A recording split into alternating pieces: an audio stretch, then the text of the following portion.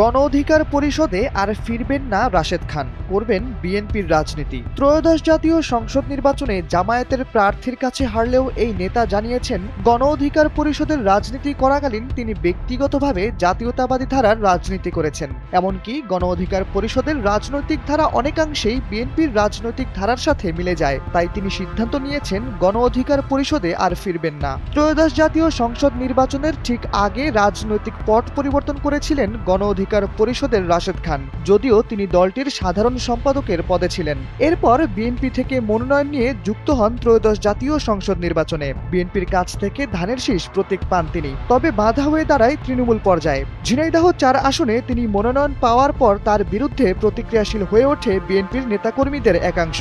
এই বিষয়ে রাশেদ খান বলেন, যারা আমার বিরুদ্ধে লেগেছিল তারা বিএনপি থেকে বহিষ্কৃত হয়েছে।